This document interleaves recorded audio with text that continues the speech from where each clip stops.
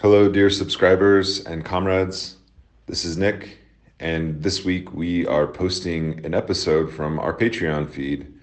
The YOTED series is something that we've been working on with fellow Red Nation comrades as well as other experts, and currently it's only available on the Patreon feed. And you can gain access to it by subscribing to our Patreon for as little as $1 a month or more if you want to support our project. And just so you know, we have a lot going on. We've taken on several different podcasts under the kind of Red Nation podcast umbrella. We are now supporting shows such as YOTED podcast, which is hosted by Marley Lister and Andrew Curley, as well as the Decolonized Buffalo podcast, which is hosted by Ricardo Sands, and of course, the Red Power Hour, which is hosted by Melanie Yazi, as well as a rotating cast of Red Nation comrades. So this year has been really great in as far as the expansion and growth of the podcast. And next year, we're actually going to be launching the Red Media outlet, which is a podcast as well as publishing house that will be dedicated to Indigenous writers, Indigenous content producers, and of course, Indigenous media from an anti-imperialist and left perspective. So thank you again for your contributions. All right, so we're back with another episode of YOTED, and today we're joined by Comrade Lou Cornum. But before we tuning in, you got your tinfoil hat on. Oh yeah, I got like a whole suit. Yeah, you're just covered in tinfoil right now. There's no tinfoil in your house. You can't cook anything. You're just there to prevent the microwaves from controlling your mind. Yeah, I guess we can just jump right into it. But first, introduce yourself, who you are. You're an independent researcher. Yes, so I technically am a graduate student in English, right? But my kind of secret plot has always been to be the Navajo Fox Mulder of any department that I do. Yes. So that's the secret agenda. But I'm usually calling in from Lenape-Hoking, Brooklyn. That's where I'm based and part of the East Coast Freedom Council for the Red Nation. But yeah, today I am wearing my tinfoil hat as an independent researcher to all things paranormal, really, but particularly since I was a wee one into extraterrestrial life and unidentified flying objects. Yeah, you're also the host of or co-host of the Red Power Hour too. So check that out, sister podcast in our little ecosystem. But before we get started, yeah, our universe, our galactic ecology. First of all, I just want to okay, so the title of this kind of podcast series is YOTED, and we're talking about conspiracy theories. And we got some interesting comments back from people. People were like, I wish you would have elaborated more on the Hopi subterranean people that live. And just to be clear for people who are listening, we're not going to get into that. We're not going to do that. We're not going to impart secret knowledge or privileged knowledge to people. This is actually less about understanding Indigenous people than it is actually about understanding white people and their conspiracy theories. But I want to ask you a question before we get started is, what does YOTED mean to you? Oh, I mean, I think YOTED to me, I always get the galaxy brain image, It's like when you are transcending the earthly plane of base material knowledge to just direct contact with the chaos and the image that secretly structures everything. So basically the truth. It's out there, man. So this episode, we're talking about aliens. We're going to cover some of the topics we covered in the last episode with Zit Kato about Ancient Aliens. You can check that out. There's also some bonus footage that we put on the Patreon account. So if you are a Patreon subscriber, amazing. Thank you so much. If you're not, please be one. I think this one is going to go onto the Patreon right away. So the topic of this episode is about cover-ups and aliens specifically. But I think before we get into the cover-ups around UFOs and the way that they relate to Indigenous people, because we're going to connect this back to the X-Files, cue the X-Files music, Sina.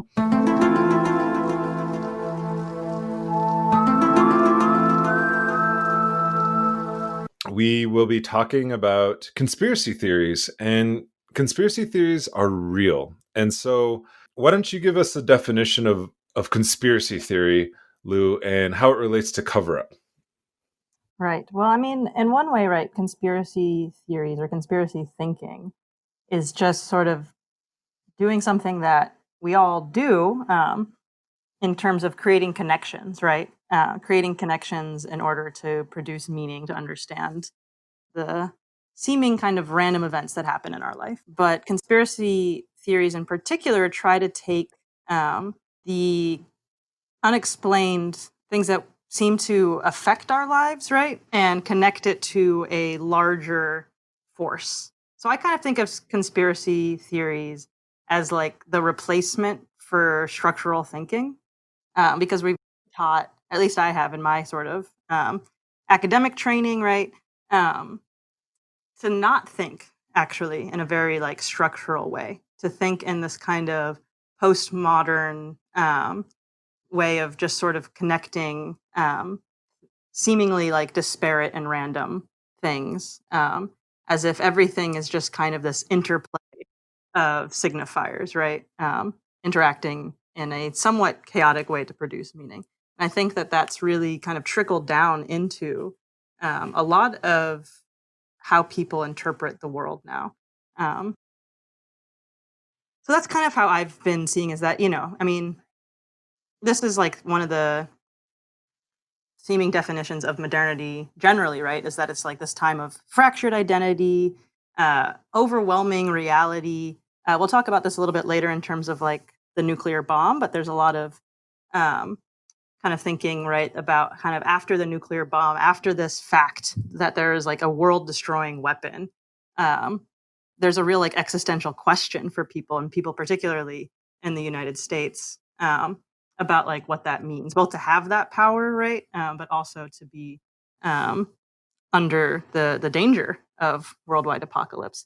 And so I really think you do see conspiracy thinking. Sure, there's been conspiracies, right? There's like that Protocols of the Elders of Zion thing. I don't know when that came about, but I think that you really see this increase in conspiracy thinking after the nuclear bomb. It kind of comes from that, yeah, that like existential dread, and the seeming like, well, if the world could like disappear tomorrow, it just seems to throw everything, all of your like, you're the foundation, right, of your thinking into question. And in place of being encouraged to have like a structural analysis, or even like, right, a Marxist analysis of history being propelled by class struggle, instead it's like, oh, it's being propelled by these secretive forces that are like sowing chaos. And if we could just like make the connections between these things, then we might access like what the truth is, as if the truth is actually that hard to figure out, right? Mm-hmm. Yeah, that's a really interesting point you made too, but especially like the kind of like post-structuralist and like postmodern way of thinking, to think of things more at like the micro political level, in the sense that like, there's these actors who, we construct power from, the bottom up. And, it's true in some senses, but it's also, you can't, just will away the state. You can't just will away capitalism and how it structures your lives. And, I think conspiracy thinking or conspiracy theory, I always go back to some of the work of Michael Parenti. I don't know if I've ever mentioned him on the podcast, but I feel like he's a interesting thinker in many ways, but he's a very profound thinker and a very prolific writer, but he doesn't have the same kind of status as somebody like Noam Chomsky, or other kind of thinkers, and it's partly because he's an avowed leftist. He wrote a lot of work, but I think his theories on the state and how it operates, the capitalist state specifically, really kind of cast a lot of doubt on his work, and people don't really use him as much. But he has this interesting idea of, and I'll summarize it. But also, you can, cue the clip, cue the parenti. Well, people sometimes say to me, "Well, what do you have? A conspiracy theory? Do you think there's some? Do you think these leaders are just deliberately trying to manipulate the whole world just to suit themselves? What do you say?" Conspiracy theorists. How do you like that? I mean, do you think there's actually a group of men sitting in a room who sit there and are plotting these things? For some reason, do you hear that? You have that up here? You think there's a group of people sitting around in a room? But somehow that image is supposed to be very compelling, so improbable. And I always say, oh, no, they don't sit around in a room. They meet on carousels and they talk to each other that way. Or they do, what do they call it? Free falling. No, with the parachute guys? They all lock arms. You see those parachutes? What? Skydivers. They all skydive. You see them locking arms. What do you think they're talking about when they're all locked arms like that? That's where they meet. Of course they meet in rooms. Where the hell else do you think they're going to meet? Do you have a stochastic theory? There's a word. Look it up. Stochasticism is the theory that everything happens by chance. So you have a coincidence theory? Stuff just happens. Oh, George the first wanted to bomb Iraq. George the second wants to bomb it. It just must run in the family. Conspiracy at its basic level, it just means to collude together. Two or more people get together to commit an illegal act, and they do it secretly, right? So we're going to go rob a bank. They're not going to tell everybody that they're going to rob the bank, right? But they're going to plan and organize and plot. And this isn't, just a kind of element of a certain class, right? Oftentimes we think of conspiracy as just being, in law specifically, it's about primarily used against poor people, who commit what are ostensibly illegal acts. But the ruling class itself, organizes in a way that it does, it doesn't just operate randomly, right? It doesn't operate through coincidence. And I think some of the, your point about the postmodern kind of post-structuralist way of thinking actually might make these things seem like coincidental and random occurrences in our lives, right? And not really kind of the product of, logical thinking and planning and, far-reaching things. But I think it's often used as a way to dismiss certain, conspiracies of the state. And we can think of a group of, when we think of the conspiracy theory, we think of, a group of men sitting in a room plotting how they're going to control the world. And that might seem like a reductive way, but if you think about it, corporate boardrooms are conspiracies against the ruling class. I'm sure Jeff Bezos sits down with his board and conspires a way to, squeeze out more profit and more efficiency in Amazon warehouses, right? Elon Musk must have or at least gestured towards an active conspiracy against the Bolivian government, the democratically elected Bolivian government, as it was attempting to nationalize its lithium reserves, and lithium is the primary ingredient, the necessary ingredient in electric cars, and Elon Musk owns Tesla, the electric car company. So those are active conspiracies. I don't know if, Elon Musk met with military people or CIA people. We don't know, but we do know that there was an active conspiracy on behalf of corporate multinational corporations to get access to those lithium reserves, right? We do know those kinds of things. And so there are active conspiracies. It's a real thing, right? people are mobilized in real time to exploit workers, to exploit resources. And I think more importantly, in terms of like Indigenous people are the ultimate conspiracy theorists, right? There's a reason why there is a strong anti-statist, sentiment amongst Indigenous people, because the settler state itself is an ongoing conspiracy against Indigenous people.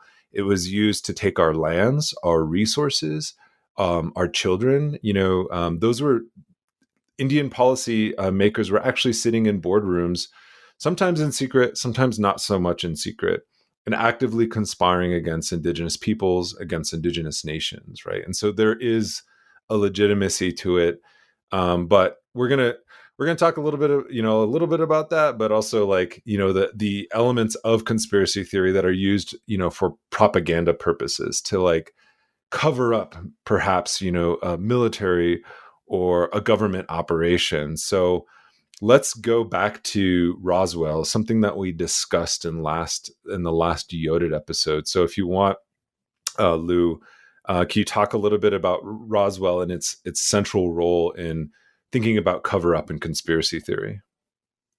Yeah, I think that Roswell in particular is kind of, like, I don't know what the equivalent would be in terms of like other kinds of what you would want to call like social movements, but it's sort of like, in many ways like the origin story for UFO conspiracists in the United States. It's this incident in 1947 where people of Roswell believe that they saw an unidentified flying object. It's later claimed to be a weather balloon, and there's pictures of the weather balloon being like investigated. But what's very clear, right, is that this also shows the overlap of UFO conspiracies and the presence of the military. That these are often going hand in hand, whether it's Area 51, Roswell, generally, like what's that group that is Magic 13, something like that. Look that up later. Magic 13? Yeah, it's basically like a coalition of, an alleged coalition of like government agencies that were tasked with investigating UFO sightings. And they're often sourced like through the military. And a lot of, even currently, you're speaking about like Jeff Bezos and Elon Musk, a lot of like space travel stuff is obviously connected to the military, right? So there is always this connection between outer space travel, and the military. But with Roswell, the conspiracy is about the military covering up this UFO sighting. Now, what people often debate within UFO conspiracy communities, right, is it an extraterrestrial craft or is it secret military technology? And then within that, is it, earthly secret military technology, or is it secret military technology that has been gleaned from extraterrestrial technology, right? So there's like multiple ways it can kind of get routed through the alien. But always there's some aspect of the military doing shady stuff, having some relationship or prior knowledge of extraterrestrial presence, and then keeping that from the people. Um, and that I think that Roswell is just, like I said, so fitting for that because of its location in New Mexico, and in a pretty like desert, hard scrub area of New Mexico, which is often, I mean, I think the desert generally is associated with conspiracy theories because to white settlers, it's still a very alien landscape, you know? And that's something that always bothers me. Like, I get it, but it always like just rubs me the wrong way when people go to like any of the red rock areas in Arizona and northern New Mexico, and they're like, wow, it's like being on another world. And I'm like, yo, people like live here. Like, people have been living here for a while. It's not like it's like our world, you know? Um, it always kind of bothers when people are like, it's like some alien lunar landscape. But there is a real association with the landscape then with this kind of like otherworldliness that makes it really suited for the ideas of alien presence. And that's something in play at Roswell. But that connection between UFO conspiracies and the military was really driven home for me when I went to Roswell. So as I was saying, I've always kind of had this interest in the paranormal, but particularly in UFOs and aliens. So I made, as any diligent independent researcher would, I made my pilgrimage to Roswell during the International UFO Fest, which they have every. And I visited. They have the International UFO Museum and Research Library there, which is a really curious place. But it's kind of like the two big games in town are the International UFO Museum and their like annual festival, right, which brings in tourism, and the military. It's kind of like the two seeming, from an outsider view, I don't really know all the particulars of Roswell, but it kind of seems like those are the two like engines of this town, economically, culturally. And now it's fracking too. Oh, yeah. Fracking has moved in. Right. That's true. So there's like a military base there, but there's also this military institute, like a junior college, that's been there since the 19th century, and that was kind of like the most distinguished building that I saw was that school, and then UFO museum, and then the planetarium, which funny enough, doing a Pink Floyd light show during the summer UFO fest. The highlight of that festival. So it was so basically what you're saying, it's just so yoted that it exceeds anything that's ever been yoted before. Totally. They still had the original laser show from the 70s that they put. It was sick. And they got a time machine and brought the original band members from Pink Floyd back. Yeah, they were like riding the spectrum. Yes. And the museum itself is really funny because it's kind of, the whole town of Roswell sort of seems like you can't tell if it's taking itself seriously.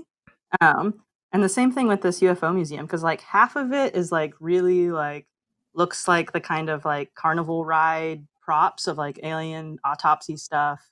But then there's this research library, and the research library is actually like quite serious. And it has like all of, the original documents, as well as like all of these kinds of military records related to UFOs. So it was a bizarre place to see both how there's kind of like the spectacle that arises around conspiracy theories, and that there's like actual like money to be made on these things, which is true of QAnon too, right? Like a lot of people I think are true believers in QAnon, and then other people have like literally said that they get into it because they know it'll drive traffic to their page.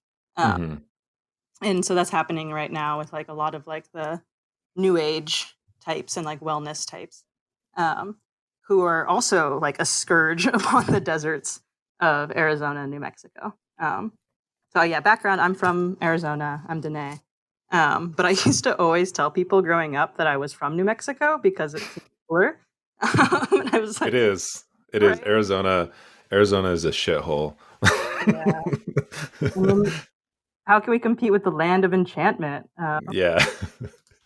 But that's totally how people see New Mexico, right? As this like enchanted place where either like there's like magical Indians, right, who are like just waiting to, I don't know, impart their like healing powers to you, or there's like cosmic stuff happening. So there's like people who believe in vortexes, angels. There's like this weird thing where there's some people who think that the aliens are actually angels. And then there's also like more fringe theories, like the Taos hum. Have you ever heard of that one? No, I haven't.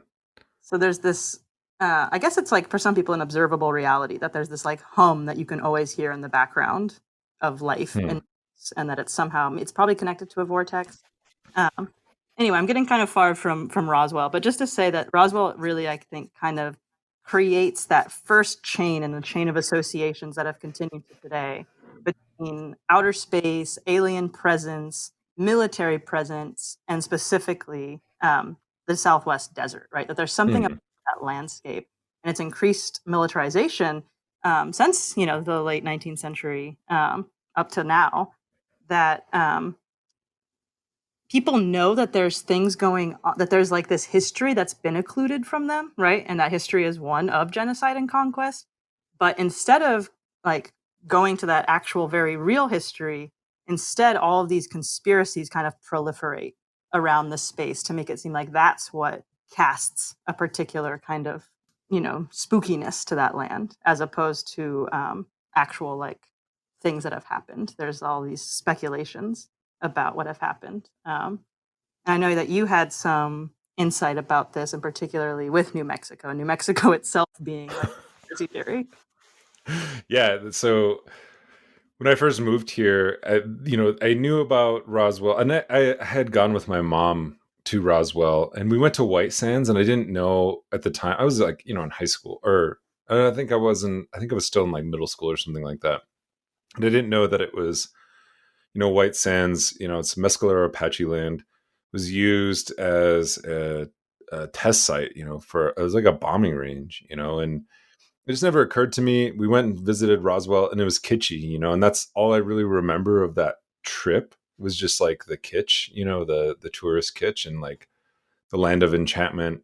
And having lived here for off and on for the last eight or so years, like the thing that really stuck out to me recently was, and this is why I started this podcast series actually, is the Jeffrey Epstein stuff. Like last year, when the news around Jeffrey Epstein came out, he had, there were ties to his that he had ties to New Mexico. It's all kind of centered around the Zorro Ranch, and we're going to do an entire episode on it. But what's fascinating is that, it connects to, in many ways, it connects to a lot of different conspiracy theories. The first one is just like the obvious true ones, that the ruling class of New Mexico, the political elite, many of them Democrats, many of them associated with the scientific community, nuclear testing, all of that kind of stuff, had some connection to Jeffrey Epstein in, either taking money from him for their political campaigns, or, handing over kind of like certain benefits so that he could create this kind of massive playground of Zorro Ranch, where, for listeners who are interested, he planned to mass inseminate women, so that he would have, so his genes would be 20% of the human gene pool, right? This guy was like into some really wild stuff, and Stuff, but yeah, yeah, it's we're gonna do a whole episode on it. I'm just trying to find somebody brave enough to speak the truth. I'm just kidding. But what's more horrifying, and I think looking at your work, especially on like nuclear colonialism, but also thinking about aliens, is that the real history of New Mexico is much more nightmarish. The world's first nuclear weapon, which is codenamed Gadget, was detonated in New Mexico at what is now known as the Trinity site in July 16th, 1945.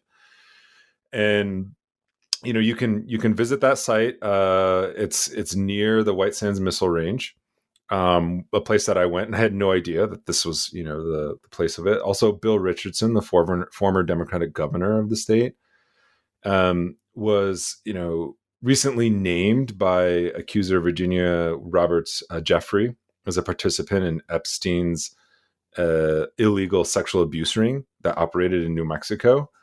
And somebody like Bill Richardson is important because he was Bill Clinton's Secretary of Energy, but also, again, he was New Mexico's governor. There's also the Trementine base, which is something I just recently found out about. And it's a bunker or vault complex owned by the Church of Spiritual Technology, which is an elite order within Scientology. And it's a hardened, underground base that stores L. Ron Hubbard's writings in like a in temperature controlled rooms. So those of you not familiar with Scientology, maybe we'll do a whole thing on this too. I don't know. Or UFO cults, because that was like right around the time of Scientology being founded, right? There was also Heaven's Gate. That's right. Aliens were really having a moment in the 90s. Kind of like past, but yeah. And we'll talk about that too. I think you have some really fascinating views on that. And like, because Scientology, like, it really picks up in the 90s. So, Hubbard's thoughts on photons, which I believe are these kind of extraterrestrial beings that come to come to Earth and basically can grant certain people, certain kind of powers, which actually is strangely familiar to Mormonism if you really think about it. But that's a whole Mormonism itself is a conspiracy theory. But they're reportedly, these thoughts are reportedly inscribed on steel plates in titanium containers filled with inert argon gas. And you can see this from space. You can just like type it in, but the Church of Scientology's logo is actually which is like two interlocking circles with diamonds, is viewable from like Google Earth. And I guess the Trementina base insider told the Village Voice in 2012 that, quote, once Hubbard adopts a new body, right, he's coming back just like Jesus Christ, he's expected to make his way to one of the CST bases. That's where he's supposed to be raised and be taken care of, according to this insider. A less kind of, sensationalist, I guess, conspiracy theory is that the largest private landowners in New Mexico are either outside billionaires or, internal family dynasties. And this goes back to, I think like Ted Turner owns like several hundred or at least several tens of thousands of acres in New Mexico. He has a huge ranch. It's out right outside of Dulce, New Mexico, which, by the way, is also the home to an alleged underground military base on the Hickory Apache Reservation. But one of the largest landowners in the state is actually the federal government, and you pointed that out, that like the military has a huge presence in New Mexico.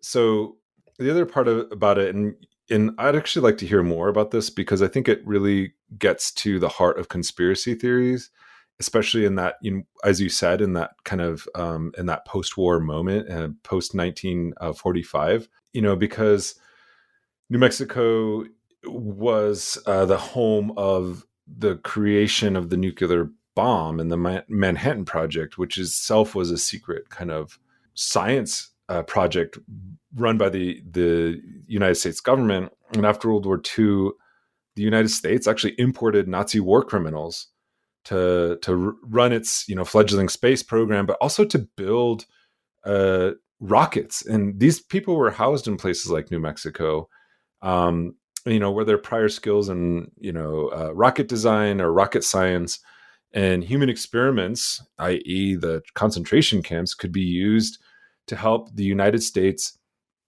maintain an edge over the Soviet Union.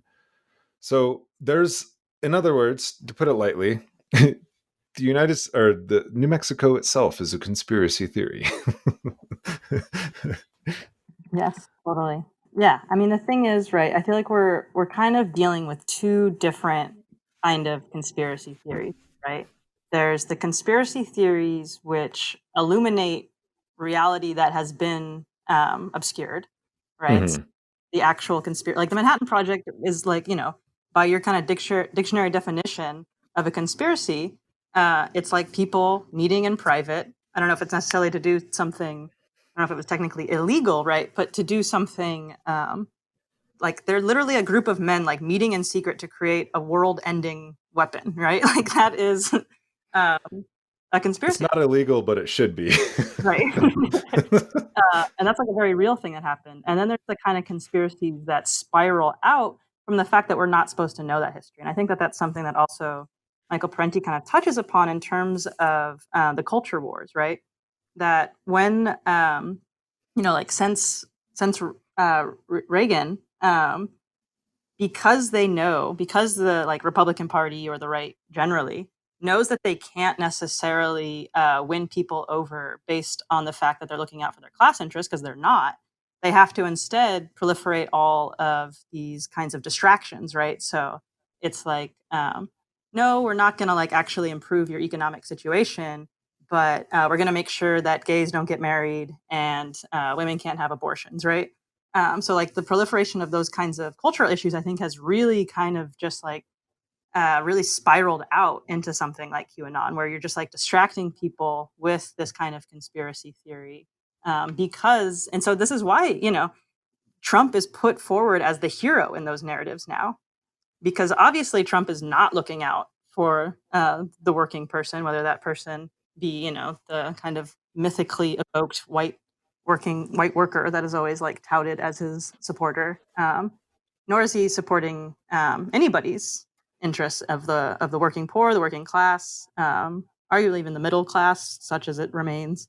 So instead, there's like this whole wild thing that has to be constructed then about why he should be in power, right? And yeah, as I was mentioning before, it's kind of strange to see how conspiracy theories have shifted and the role, the proposed role of the deep state has changed in those conspiracy theories, like the role that it plays.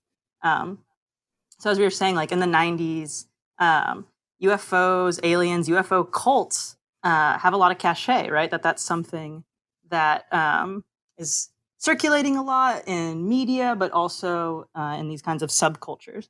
And now instead of aliens, it's the Democratic Party being like satanic cabal and pedophiles, right? And I mean, Jeffrey Epstein obviously is a pedophile and a predator, but he's not somebody who's like new of doing those sorts of things, right?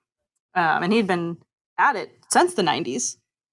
But the kind of like centrality of that as a conspiracy has, I think, really taken over. And it's, it's concerning for a lot of reasons, but on a kind of more banal level, it's frustrating to see for me because I think that as many libertarians are probably also like going to MUFON meetings, which is like the Mutual UFO Network. There's also like a still kind of anti, not, I wouldn't go so far as to say anti-imperialist, but definitely like counter to the United States kind of tendency in UFO conspiracies. And I'm thinking here of the X-Files. Was Of my course. introduction. That's how I got into the paranormal. Was my mom being super into the X-Files and me first having to like watch it like secretly, like behind her because she wouldn't let me watch it. Which was smart of her because I would have nightmares literally like every time after I'd watch it. But it's become a big kind of like cultural touchstone for me because it's one of the first times that I saw a Navajo person on television. Character in the X-Files, Albert Hostine, who first appears in season 2, and he kind of becomes this like reoccurring character throughout the show. Oh yeah, so the first episode that he appears in. Well, first of all, let's talk about who like plays Albert Hostine. It's actually portrayed by Floyd Red Crow Westerman, who is Dakota, by the way. Of course, yeah. He's one of ours. Yeah, I know, right? I mean, he probably got a lot. This is the thing, is they always have Plains Indians on TV. It's because we have that look that everybody wants. Right. But also, like speaking of the kind of lefty, this kind of lefty trend, the reason why I bring up Floyd Westerman Red Crow is because he was a member of the American Indian movement, but he also had this really prolific country Western career. He wrote songs like Custer Died for Your Sins, the BIA, talking about the overthrowing the Bureau of Indian Affairs. So he was like, he was like a prolific kind of a figure on the left. And he played, I think he actually played in Santa Fe, like on a World Peace Day. And he sang a song about, Jesus Christ, Sitting Bull and Mahatma Gandhi as being like holy men, and also Martin Luther King Jr. So he was like a very prominent kind of, figure, as well as an actor. Well, that makes total sense to me because you can tell he is just like having the time of his life. Albert Hostine on the X-Files as like this guy who could literally, the line is like, that could bring the FBI to its knees. Yes. And the whole reason they propose that he's able to do this is because of the oral tradition of the Navajo. So, I appreciated your last episode for getting into all of the like real, like kind of white supremacists underlying logics of ancient aliens. And there definitely is a hint of that in the X-Files, for sure. Like, for some reason, this UFO has Navajo writing on it that's like discovered off Ivory Coast, and only Albert Hostine can interpret it. Like, there's just like wacky stuff that makes it seem like, the aliens are the only reason that natives are here or something. But there's also this kind of, I mean, for me watching it, right, I was like, I don't know how old I would have been. I was probably like 10 or 11, watching it. It was like, whoa, there's this like old Navajo guy And because of the oral tradition of his people, quote unquote, right, he has this power over the FBI, because there's all of these top secret files that are encrypted in Navajo, and for some reason he's like the only one who can interpret them. But then he also like transmits it to 10 of his people, and then they transmit it to 10 other people. And Skinner, I don't know if everybody here, I feel like the X-Files to me is always relevant, but I've realized now that it's like when I try to bring it up to my students, they have like no idea what I'm talking about. I think it's like definitely like a millennial thing. Might be one Yeah, of those things where it's like, okay, boomer, but exactly, like right. I'm with you. I'm with you, Will, 100%. So Skinner, who's the FBI director, he actually calls the oral tradition at one point a high technology. Um, Wow. is this kind of like, I mean, it's like romanticized, but there is this kind of like positing of Native people as having this like superior kind of knowledge, but also a sort of advanced technology in like distinction to what the United States considers like advanced technology, and that they have the ability, right, to bring the government down because of their like life ways. And that's actually like a pretty, powerful narrative to receive as like a young person watching, what was it? It was on fucking the Fox channel, wasn't it? Yeah, Uh, FX. Well, it used to be just Fox, I think, back then.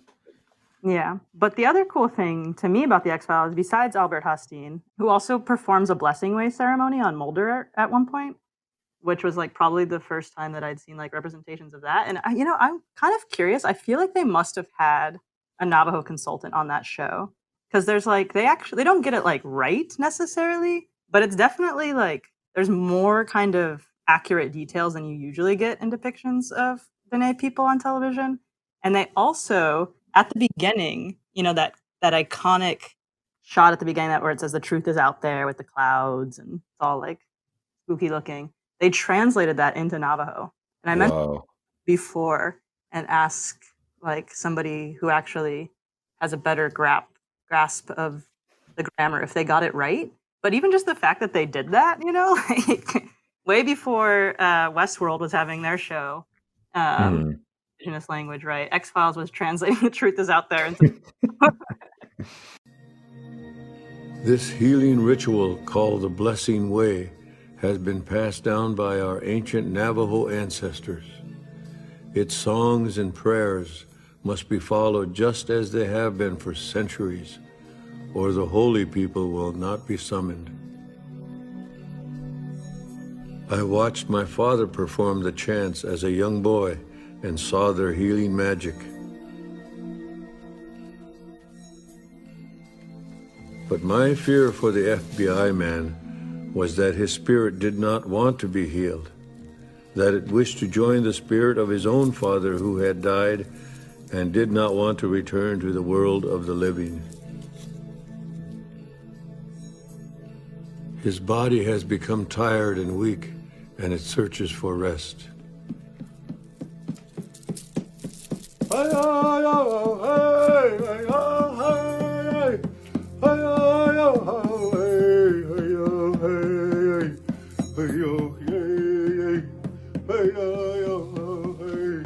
If the struggle to continue is too hard, or the wish to join his ancestors too strong, the body will give up. But if the desire to resume life burns brightly enough, the holy people will be merciful. The days and nights now will be long and difficult for the FBI man as the holy people come and help him to choose. So it's kind of a cool like arc and a cool reoccurring character. But there's this other factor of the X Files, which was always interesting to me, which is that they're always actually questioning whether the UFO conspiracy that Mulder is so sure of is real or if it's a psyop. And I think that's actually like a pretty important question to ask, right? It gets to what's troubling about conspiracy theories about QAnon is that it's really easy to proliferate these kinds of distractions, these narratives that can completely consume people. And that's what people say is pretty like addictive about QAnon, right? Is that it fills this real void in people's lives and creates a sense of community for them. Um, Q is always telling them to like go do their own research. Like they have a sense of like a mission, right? And so Mulder too has this like, that's like his defining character flaw, right? Is that he's like willing to do anything to get to the truth. And there will be these moments where there's like this whole, I forget which season it is. There's this whole arc in one of the seasons where he's like just thrown into total self-doubt and confusion because he becomes convinced that actually this whole thing has been a distraction. That the FBI has been intentionally like planting these kinds of UFO stories in order to distract him from the real government plot to like do medical experimentations with smallpox vaccine. So for this whole like series of episodes, he's like, wow, I was like totally bamboozled. I was so sure of this conspiracy when actually this like real conspiracy was happening that I wasn't tracking. And I think that that's kind of an interesting wrench to throw into it because it does speak to the role of conspiracies in political discourse in trying to like depoliticize them, right? Into something that's just like totally out there. And it's like, no, the truth isn't out there. It's like right here. You just have to look at what the government's actually doing. Not that there's necessarily a smallpox vaccine conspiracy, but rather like that, you know, that smallpox was an agent of biological warfare, right, in the past, and that there are, you know, nefarious things that the government does in relationship with like, sure, pharmaceutical companies, any kind of corporation, resource extraction corporations that are much more harmful than like supposed alien abductions. So that's what has kind of always drawn me to the X-Files, is that it's actually much deeper than you might think.